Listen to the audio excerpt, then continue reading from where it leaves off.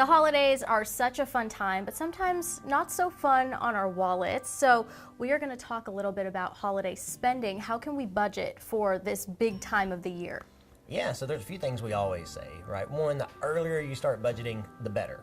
So actually that's a little hard when it's already December, but there's a few things we can do now, right? So one is immediately stop any unnecessary spending. If you see yourself catching up here at the very last minute, let's cut out all the extra stuff, right? So cut out the Starbucks run, cut out some of these other things, and let's pause for a minute so we have the cash available that we can reallocate toward the gifts that we want to buy. And I know gifts take up a lot of that budget, but I see a lot of people spending on those holiday decorations, and I feel we have a lot of decorations already. So how do we go about that? Yeah, so number one, realize we don't have to have the latest and greatest, right? I know it's hard for all of us, right? We all want the latest.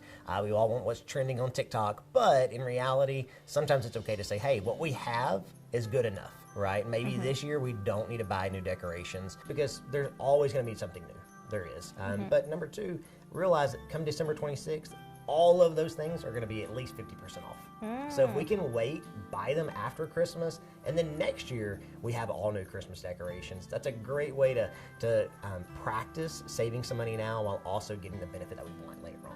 Well, speaking of 50% off, this is the time of year for the sales, the discounts. How do we choose which ones we need to buy and which items we can leave behind? Yeah, impulse spending is huge right now this time of year. And so usually we tell people, hey, look, just take the amount of money that you need for what you're going there for, right? So if that means you're only going for a handful of gifts or you're going for this, create a budget and say, if that's going to cost $100, only take a $100 bill. Leave your credit card at home, not even in the car, leave it at home. And that will help those impulse purchases, right? Just because it's there, it's on sale, we think we're saving money because it's on sale, but in reality, we're still spending the money. And so just take the amount of money that you need.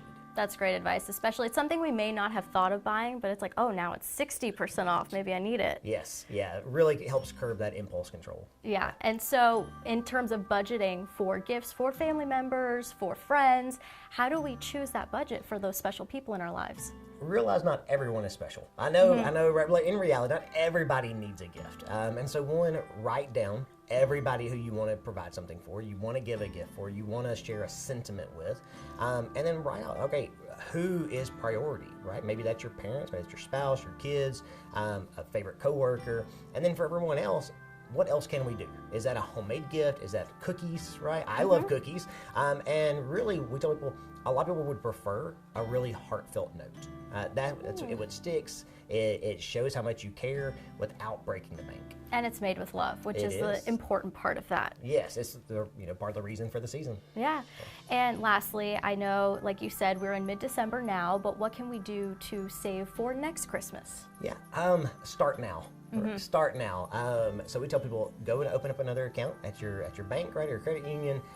If you don't want to do that, just get an envelope at home and start putting money away every single week. And I love automating this. That's when I say doing it at your bank.